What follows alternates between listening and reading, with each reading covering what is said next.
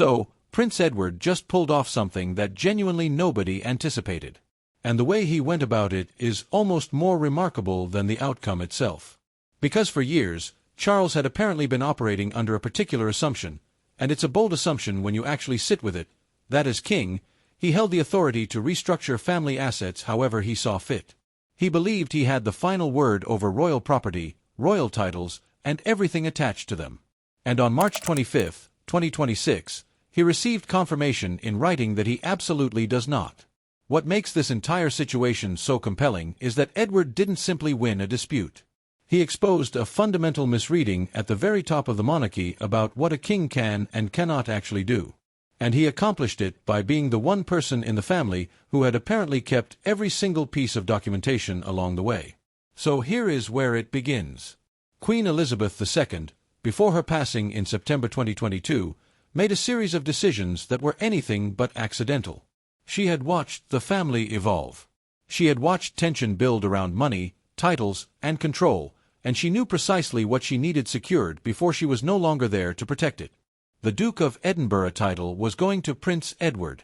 That was not a matter open for discussion. That title had defined Prince Philip for more than 70 years.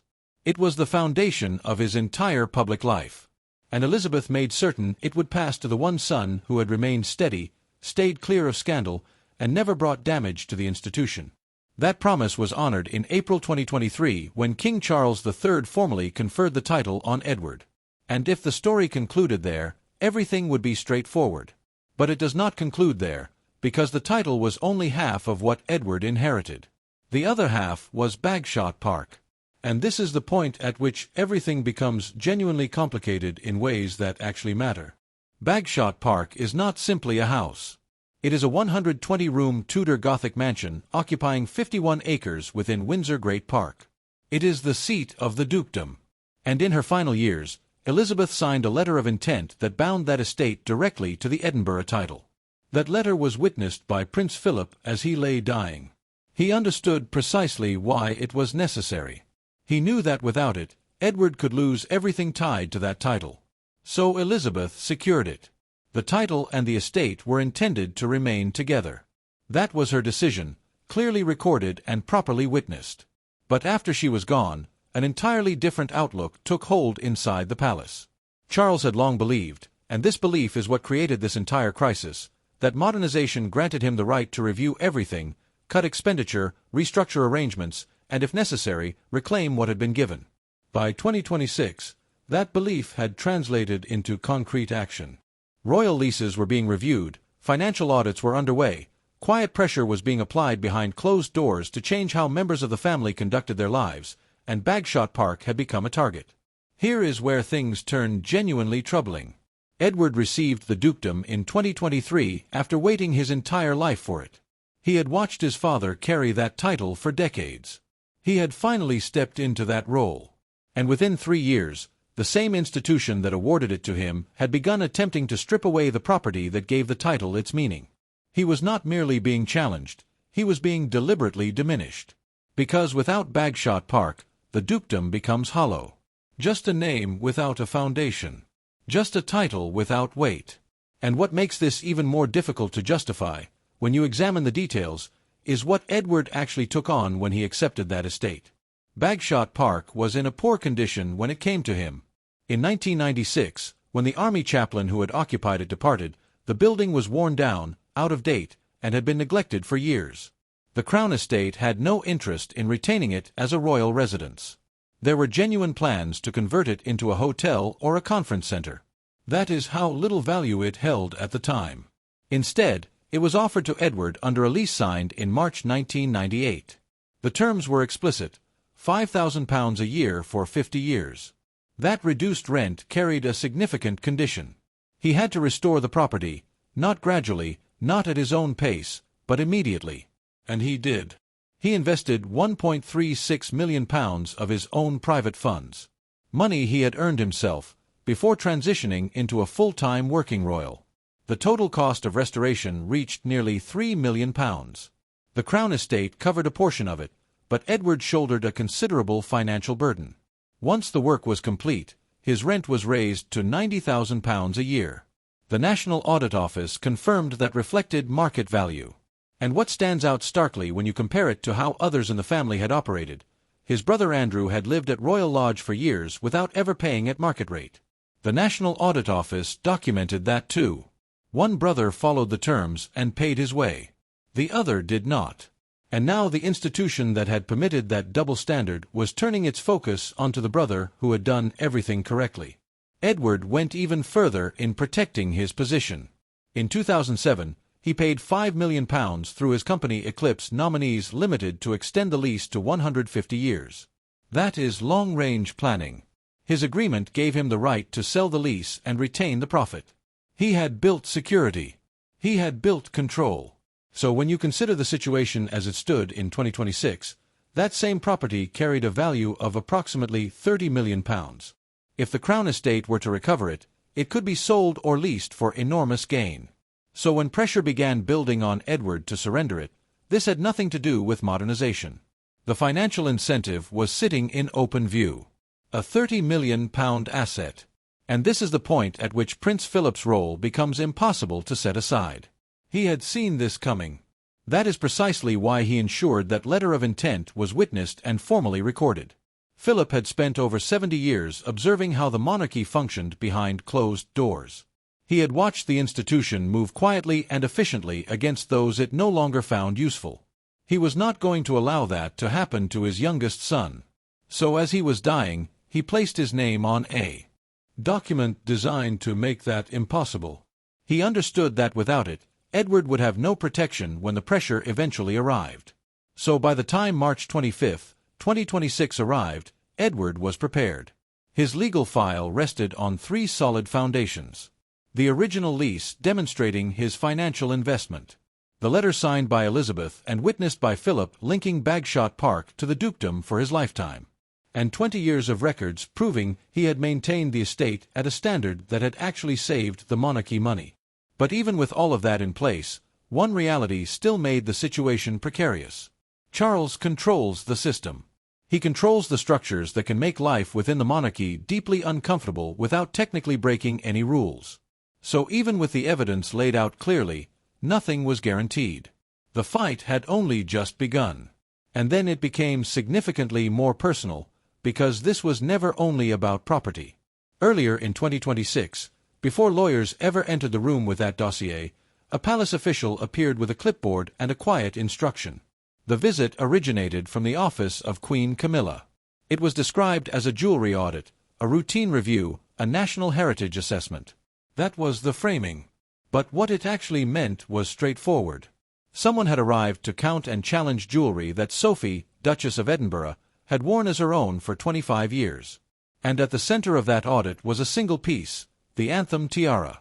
This was not a random item retrieved from a vault. It had been made specifically for Sophie's wedding in 1999, commissioned personally by Queen Elizabeth II. It was constructed using 4 antique elements in a honeysuckle design drawn from the private collection of Queen Victoria. For nearly 2 decades, it was the only tiara Sophie had ever worn publicly. That detail matters more than it might appear. Sophie was never granted the open access to grand state tiaras that other senior royals enjoyed. That was an understood reality within the family, never stated aloud, but plainly clear. She was not positioned at the center. She occupied a lower standing, and the anthem tiara had become her one piece, her one crown. Remove that, and she is left with nothing. Camilla's argument arrived through legal language, but its meaning was unmistakable. Because the tiara incorporated stones originating from Queen Victoria's era, it could potentially be classified as crown property. That would mean it should be held in the central royal vault and released only for official occasions. The implication was clear. Sophie would no longer own the tiara she wore on her wedding day. She would be required to request permission to put it on. And the logic behind this argument was dangerous, because if it held, it would not stop at a single tiara.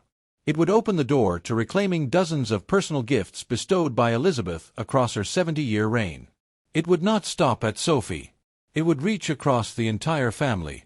And it would eventually turn back on Camilla herself, whose own jewelry collection had come directly from royal sources. Apply the same logic, and her collection falls into the identical trap. Edward's legal team recognized that immediately. But this situation carried something even darker beneath the surface. The public had witnessed this pattern before. After Princess Diana died, a diamond and emerald necklace given to her by the Queen Mother on her wedding day in 1981 was returned to the royal vault. That should have been the end of it. Instead, Camilla had it removed, redesigned into a brooch, and wore it publicly. The reaction was immediate and furious. That memory never faded. And now the same pattern was unfolding again, reaching into something deeply personal and using the institution to justify it. This time Edward did not stay quiet. His lawyers responded with a document that dismantled the argument at its foundation. It was a deed of gift signed by Elizabeth in 1999. It stated that the anthem tiara was classified as a private wedding present, not a state loan, not a shared asset, not something held in trust. It belonged to Sophie. Elizabeth had also conferred on Sophie the Royal Victorian Order. That is not a casual distinction. It is awarded personally by the monarch for direct service. Look at the complete picture. Elizabeth gave her that honor, gave her a wedding tiara, and then signed a legal document confirming it was hers. That is a queen making a clear and deliberate statement about who she trusted. Camilla's audit was not merely about jewelry. It was an attempt to push against that record. But Edward had gone further than anyone had realized. Years earlier in 1999, he had worked with royal jewelers to create a matching set of black and white pearl jewelry for Sophie, a necklace and earrings designed to complement the anthem tiara precisely. The materials were funded through the crown, but Edward held the design rights. That detail shifted everything. His lawyers argued that the tiara and the pearl set formed a single artistic unit connected to Edward's own design work. You cannot separate the tiara from that unit. And that provided him with an additional layer of legal protection that could not be easily dismissed. And behind all of this lay something deeply human. Sophie wore that tiara on her wedding day. Then in October 2019, at a reception at Buckingham Palace marking the work of the Queen Elizabeth Diamond Jubilee Trust, she was delivering a speech before senior royals and guests. In the middle of that speech, she turned toward Queen Elizabeth II and said, "Mama." It was unplanned. It slipped out in a room where every word is ordinarily weighed and controlled. And it revealed exactly how she saw her. The woman who signed that deed was the woman she called her mother. And now another woman was attempting to take that away. By the afternoon of March 25, 2026, the situation had reached a breaking point. Edward's legal team issued a direct warning. If the claim on the tiara was not withdrawn by the close of that day, they would release private letters written by Elizabeth, letters that explicitly stated her wish for Sophie to retain full personal ownership of her jewelry. And according to those close to the matter, those letters did not stop there. They contained words about Camilla. That threat was explosive, because releasing those letters would do far more than defend Sophie. It would drag the past back into full public view, Elizabeth's long and cold distance toward Camilla, the years it took before she accepted her, the tension that had never fully resolved. Charles had spent years carefully rebuilding Camilla's public image, transforming her from a deeply unpopular figure into queen consort.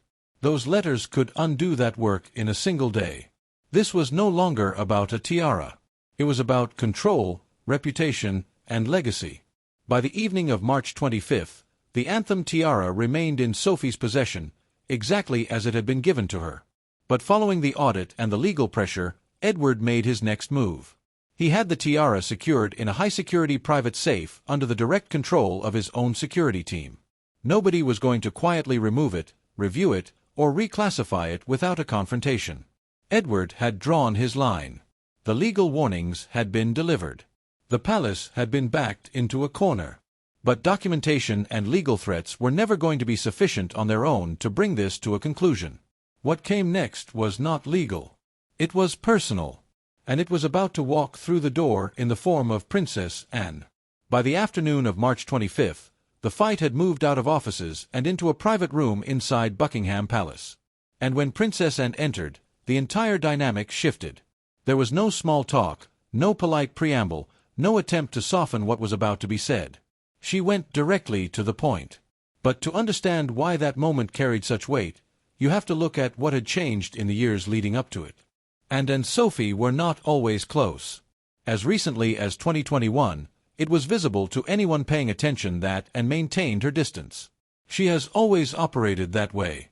She does not manufacture warmth. If she does not feel it, she does not display it. Then April 2021 happened.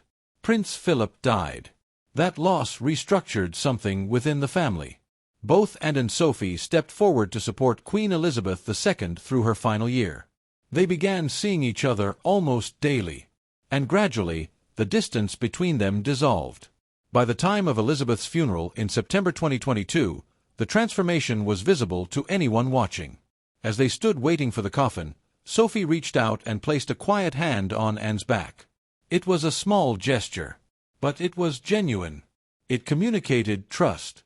That moment carried far more significance than most people registered at the time, because by March 2026, that quiet connection had grown into something firm, something protective, something willing to act. So when Princess Anne walked into that meeting with King Charles III, she was not there as Edward's sister. She was there to defend what their mother had already decided. And she made that plain from the first moment.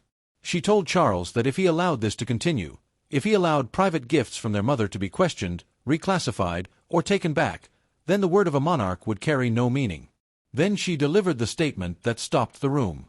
If our mother's signature on a lease or a deed of gift is not worth the paper it's written on today, then your signature will be worth even less tomorrow. And was striking at the foundation. A king's authority only functions if people trust what he has signed. That trust does not begin with him. It is inherited from every monarch who came before.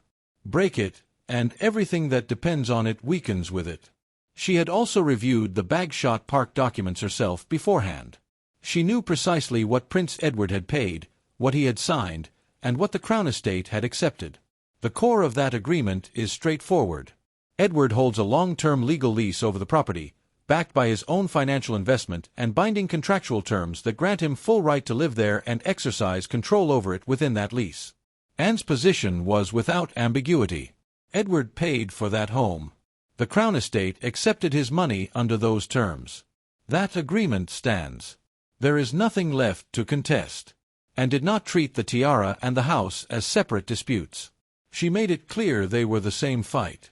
Both were things Queen Elizabeth II had personally given, backed by signed documentation. Both were now being challenged using the same reasoning. And she made the point directly: if they succeed in recovering one, they open the door to recover the other. And once that door is open, nothing Elizabeth signed is protected anymore. There was a quietly devastating dimension to this that concerned Sophie directly. Sophie, Duchess of Edinburgh, had lost her own mother when she was still young. Over the years, Queen Elizabeth II had become the closest figure she had to a mother, and understood what that meant completely. She had lost her father in 2021, then her mother in 2022. She knows what it is to have those connections gone and to be left with only the things they left behind. So when the tiara and the home were targeted, and did not see paperwork, she saw something being taken from someone who had already lost more than enough. And there was another layer that made this even harder to absorb. And had witnessed this before. She had been close to Princess Diana. She had watched how Diana's position was gradually eroded, the removal of her HRH status, the isolation, the withdrawal of support. She had watched a woman give everything to the monarchy and then be pushed aside. Now she was watching pressure accumulate again. A different person, the same pattern. She was not going to remain quiet this time. Then she pushed further. She told Charles that if Camilla did not withdraw, she would act, not quietly, but publicly. She would commission a full audit of the royal household, not a surface-level financial review, but a complete examination. Everything. Expenses, staffing, allocations connected to Queen Camilla herself. That threat landed with force, because Anne is the one person in the family who could make it credible. She has a long and documented record of financial discipline and institutional accountability. When she says she will expose something, people take her seriously. And she did not stop there. She raised the matter of Edward's children. There had been quiet pressure to push James, Earl of Wessex and Lady Louise Windsor into full private status earlier than had been discussed, meaning they would step away from their protected royal standing and lose the security and institutional support that came with it. And ended that immediately.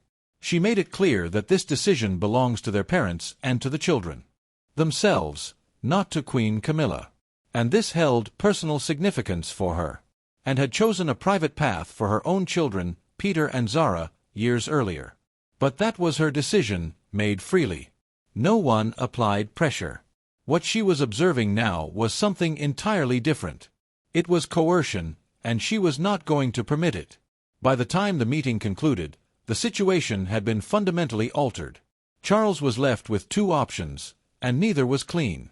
He could stand behind Camilla and risk fracturing the credibility of his own authority. Or he could step back and acknowledge that certain boundaries cannot be moved. There was no exit that left him undamaged. And as he walked out of that room, one thing was unmistakable. This was no longer solely Edward's fight. It had become a direct challenge to the king himself. After examining the complete dossier, King Charles III's own legal team delivered their conclusion. Prince Edward's position was virtually unassailable. Every element held. No royal directive could override it. Charles had lost. For years he had operated on an assumption that appeared obvious to him, that as king, as the one who conferred the dukedom in April 2023, he still retained authority over what accompanied it: the title, the property, the surrounding structure. His own lawyers informed him in writing that he did not.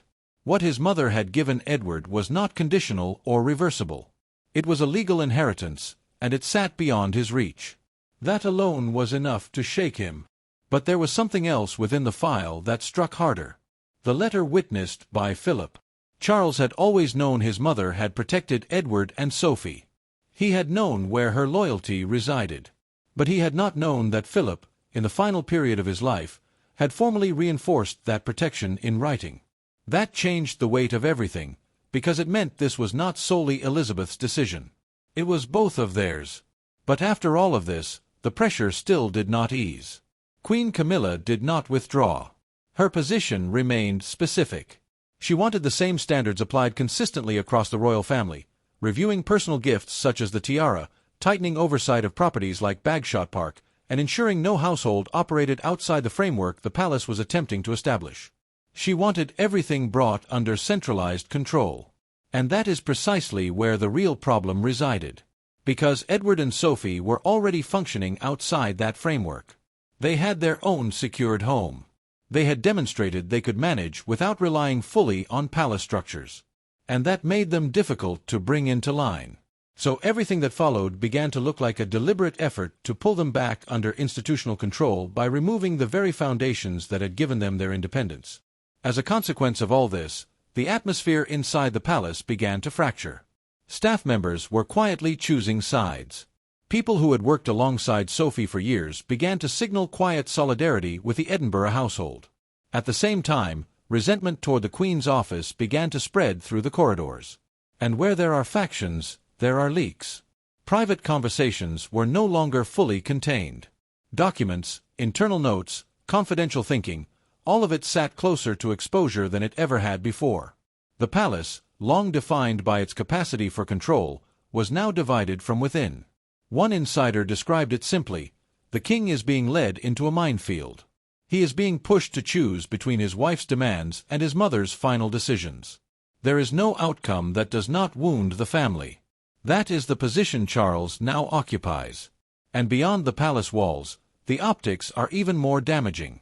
At a moment when the public is navigating rising costs and financial strain, the image of a king attempting to reclaim a home from his brother, a home that brother paid to restore himself, would not be received kindly. It would not be forgotten. According to reports, Charles eventually moved outside the legal process. He wrote a private note, a handwritten message sent directly to Bagshot Park requesting a family meeting. It was the action of someone who understood the law was not on his side.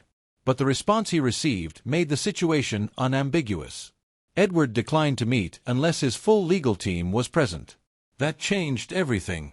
This was no longer a conversation between brothers. Edward was no longer operating as the younger sibling trying to preserve domestic peace. He was operating as someone who understood precisely what was at stake and was unwilling to surrender anything without formal protection. And once that line is drawn, it cannot be undrawn. Charles had spent decades waiting to become king. He now ruled over a monarchy smaller than it had ever been in modern times. But inside that smaller structure, something had fractured. There was now suspicion, division, and pressure where there had once been quiet deference. And somewhere in Surrey, inside a house he could not legally touch, the answer to whether his mother's final decisions would hold was no longer within his control. The palace was required to put it in writing.